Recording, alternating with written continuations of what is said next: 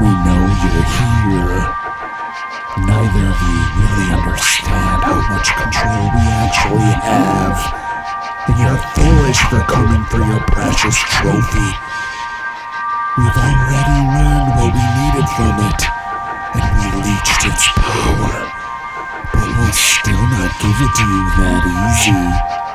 Funny thing about this trophy, it seems to have locked us away in this chamber. A shield that only the champion of your dumb game can get past. So now you'll both bear witness to our true plan. Stop hiding behind your ridiculous plans and face us. You know, you're really lucky it wasn't me at the Great Pyramid last time. But I remember the Titans made you look very weak.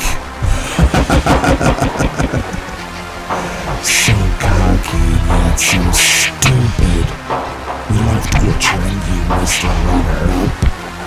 We knew how all of this was gonna end. SeaTac was a great distraction. Even better with the other part of SeaTac, which was a welcome surprise. We knew you both would win and eventually get here to look for your trophy. We knew you wouldn't stop R'luh Azath from awakening and destroying your useless planet. We know who will be victorious between the two of you. It's over. Regardless of who could get this trophy, soon you'll have no home to get to. It is only a matter of time before R'luh Azath returns to finish the job here. You need to stop underestimating us. I won several games in a row to get here. Just like my opponents, you'll eventually crumble by my might. And once again, you don't count. Mario, now!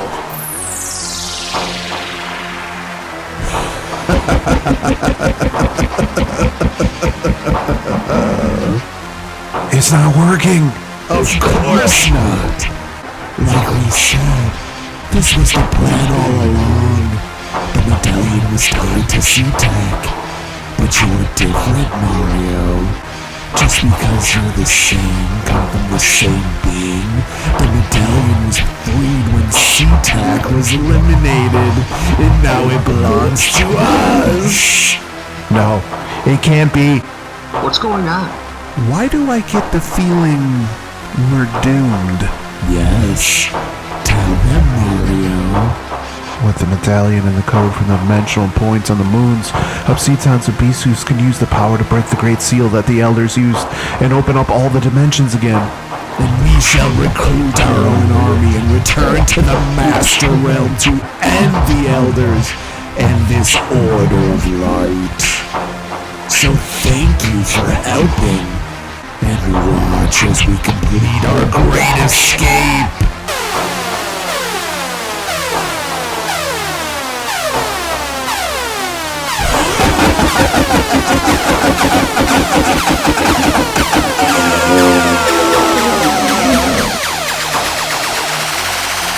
Obscitans Abyssus has sealed our dimension behind while opening all the others. We must get inside this chamber.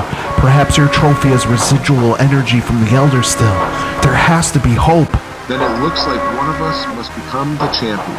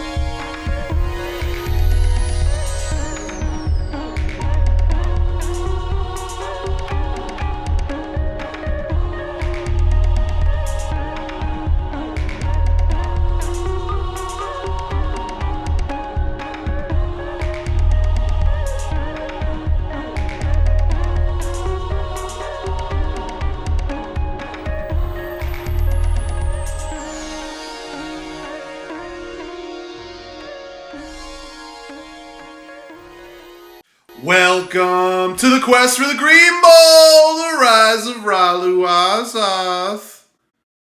Now, I know we like to have fun and games here with this league, with our theme story. It's all an entertaining time. But before we actually started today's show, I did want to acknowledge we're all shaken up, obviously, by what happened in the Bills and Bengals game on Monday Night Football. We have, like I said before, we have fun with fantasy football. We enjoy the games, but the health and safety of everyone obviously takes precedent over everything else. On behalf of the Green Bowl League, the Sun-Dried Tomatoes channel, our thoughts are with Damar Hamlin and his family and his friends. We're obviously hoping for the best. Again, we do all this for fun. But sometimes when we have these moments, it makes us think about the bigger picture and things like that.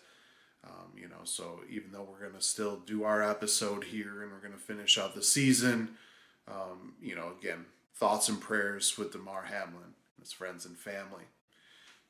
So of course, now moving on to our league results, we did have a little bit of history this past week as we crowned a brand new Green Bowl champion after a dominating performance.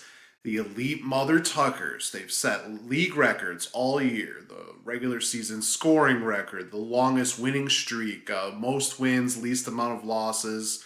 They earned the number 1 seed, and they spit on the curse that has plagued us for 7 years. Yes, league rookie, the elite Mother Tuckers are the 2022 Green Bowl champion. And they finished with a 16-1 overall record. 16 straight wins. Their only loss coming all the way back in week 1. My Dark Ridge Dreamers, of course, were no match. And the elite Mother Tuckers will forever be enshrined as one of the greatest champions of all time in our league. Let's see how it all went down by revisiting the chaotic Forbidden Palace.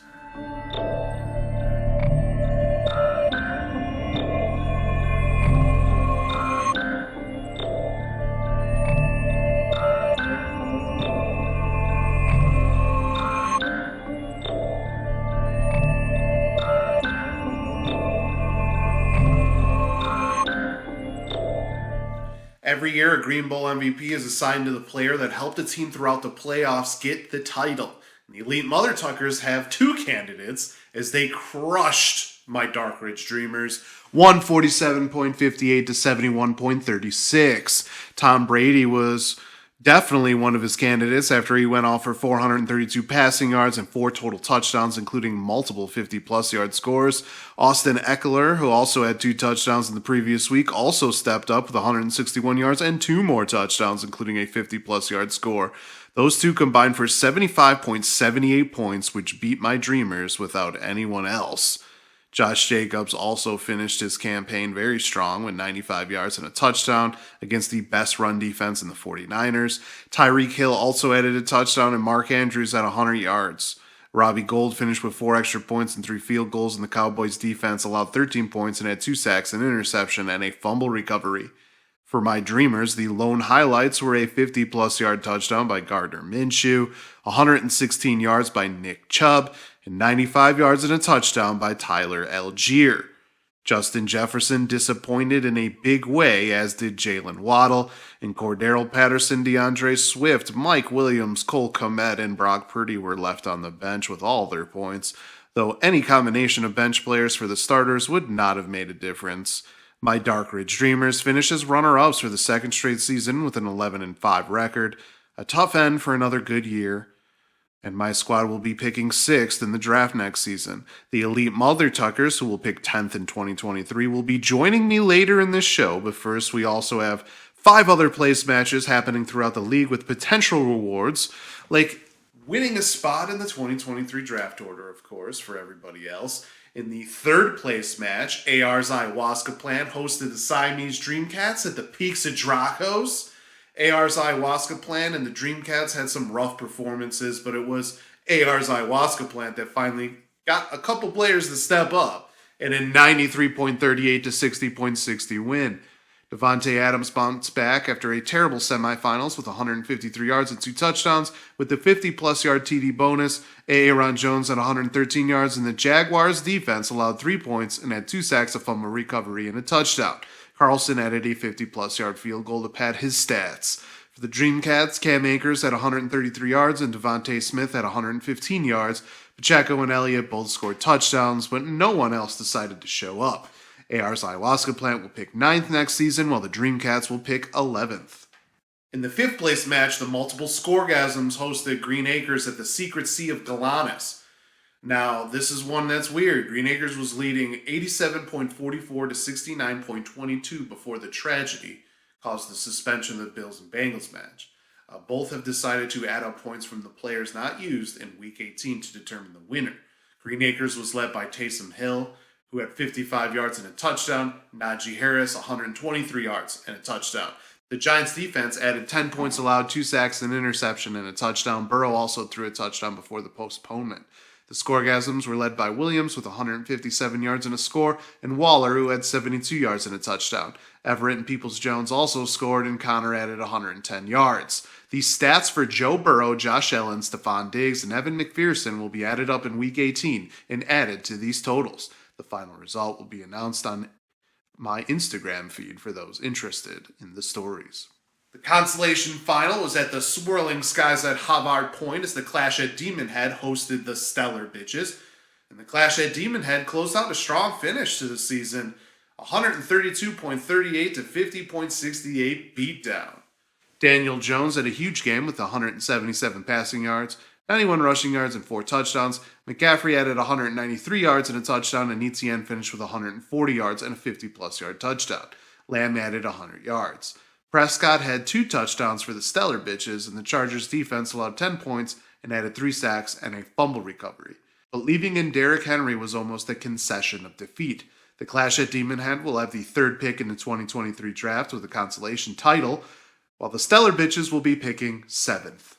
In the 9th place match was a battle of former champions as Risky Business hosted Remember the Titans at the Sulphur Mines of Barbara.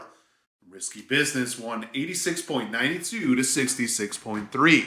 Mahomes finished with 328 yards and 3 touchdowns, and Walker had 142 yards. Godwin added 120 yards and a 2-point conversion, but lost a fumble, and Dillon also added a touchdown. The Steelers' defense allowed 13 points and had a sack and an interception. For Remember the Titans, Fields had 132 rushing yards and a touchdown, but just 75 passing yards. Brown had 97 yards and a 50-plus yard touchdown. Both had players affected by the Bills and Bengals postponement, but it didn't matter. Risky Business will get the number 2 pick in 2023, and Remember the Titans will have the number 5 pick. Lastly, in the Dick Butt Bowl, Low-Key Lebowski Thor hosted Uncle Justy at the Salt Mines of Thorgard.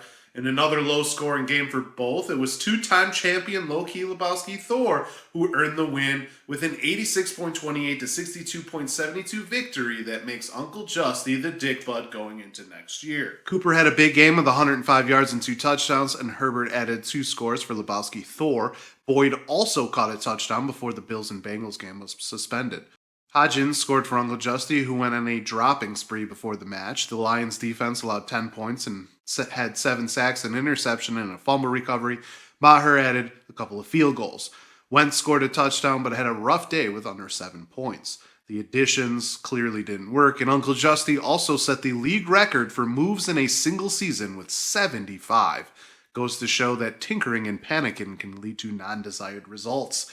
Low-Key Lebowski Thor will get the number 1 overall pick in 2023 as they hope to finally break out of the slump they've been in. Uncle Justy will choose 4th and will hope to erase 2022 from his memory. So there you have it.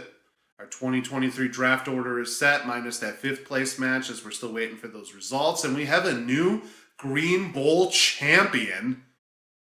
I think it's time for our elite Mother Tuckers to come on here and explain what it's like to be a champion. Let's see what the elite Mother Tuckers have to say. So yes, it is true. My squad fell again by over 70 points, and here is the guy who did it. It's elite Mother Tuckers setting all the league records this year. 16 wins in a row.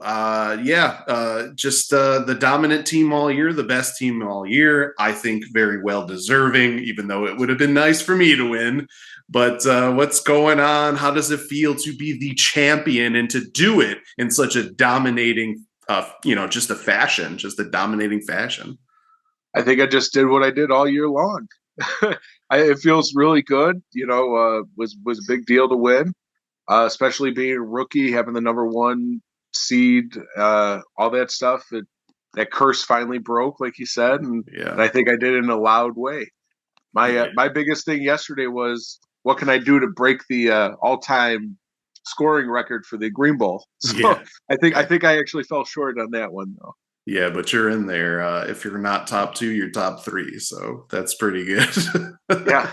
Why not have another record fall, right? Yeah. Well, there's always next year. So. That's it. Of course, we talked about last time the Green Bowl MVPs. You had Brady go off, but Eckler also went off, and it seems to be the lean is towards Eckler right now. But what can you say about just everyone? I mean, the fact that Brady went off, Eckler combining for about over 75 points, and then you had other guys do well, and you had some guys not do so well. But even Jacobs probably had the best running back performance against the 49ers defense. So I just feel like the guys you needed to step up absolutely stepped up. Yeah, I can't say enough about Tom Brady. And I got to say thank you to AR's ayahuasca plant for dropping him. See what happens when you let go of the GOAT. Somebody comes in and swoops him up. And I can't say that Jalen Hurts was going to get that same result. So, Tom Brady came up big for me this week after kind of a down week last week. Eckler, like you said, I think he's got to be the MVP. He carried me last week. Didn't necessarily carry me all the way this week, but definitely nearly 30 points, 29 points. He's definitely there. Josh Jacobs has been my rock this entire year. He's outside of like last week, there's been a few anomalies, but he's always getting double-digit points. A lot of the time this year, he got over 20 points. About the only miss I had this week was Lockett, and I attribute that to the broken finger, just getting that in there. Yeah. So no complaints on my part from my team at all. Yeah, and it's kind of funny when you look back at the season. A lot of people might think, oh, this week 2 result or this week 5 result or whatever, like didn't really matter, especially if I wasn't involved. But I do want to say how big every single match is and why we should all be watching at the whole league throughout the year. In week 14, Green Acres beats the Siamese Dreamcats, and they both make the playoffs. But if the Dreamcats won that game, they would have been the 4th seed. And based on what they scored, they would have made the championship. It would have beaten you in the semifinals, and then I would have beaten them this week in one of the lowest scoring Green Bowls of all time. So I mean, it matters, and but that's what goes into it. That's why the fact that you won all those games, won 13-1, like it everything matters. Like every win matters. Everything happens that ends up leading to this final result. So it is definitely well deserved for you to claim that title. But I do have to ask, when looking at next year now, what do you think your chances are of becoming the only repeat champion in Green Bowl League history? Well, first let's get through the draft. We'll see how that goes. I'm gonna go back and I'm gonna do all the same stuff I did this year, do the studying, do all that stuff, prep for it, especially that month or so beforehand. Hopefully, get a draft plan in order. I'm gonna do my best to mimic it, but like you said, this is a highly competitive league, and to do what I did, I think it's unheard of. To run rampant like that, 15 wins in a row. That's. I could probably say that won't happen next year. to mimic something like that, it's just crazy. And I'm very humbled because I know that it was the season of a lifetime for that. But like you said earlier, we're going to try to keep that streak going next year. I'd love to win again. That would be awesome. Since I'm breaking records, why not? Yeah. Yeah, exactly. I hear you. I hear you. And you also have to try to save humanity. So how you feeling about that? That's a little bit more stressful than fantasy football, but I think I got what it takes to do that. So we'll see as time goes on, huh? Yeah, as you said before, opponents seem to crumble at your might. So Yeah, we'll leave it there because I feel you stepped up every single week when you needed it. And to be honest, you came the closest to perfection that any of us probably will ever come. Because I'm not sure that perfection is something that can happen. I mean, it might. Obviously, there's a chance, but yeah. uh, I, it's if, just the if thing. if Austin Eckler wasn't a smeghead in week one, although I was looking at that, I think I lost that by almost 30 points. So so I guess it wouldn't have all been on him. But yeah, if I had a couple other guys, yeah, we're talking about perfection, but it didn't happen. Green Acres, I'm coming for you next year, 2-0. And there you have it. And of course, that is the content for the show, everyone. Congrats to the Elite Mother Tuckers on an amazing year. Before you go, you can check out the playoff bracket that lists the Elite Mother Tuckers as that champion. And of course, we have one more episode coming out on Friday to conclude our wonderful theme story. And we'll see if we can actually stop the shadows again. Until next time, salut.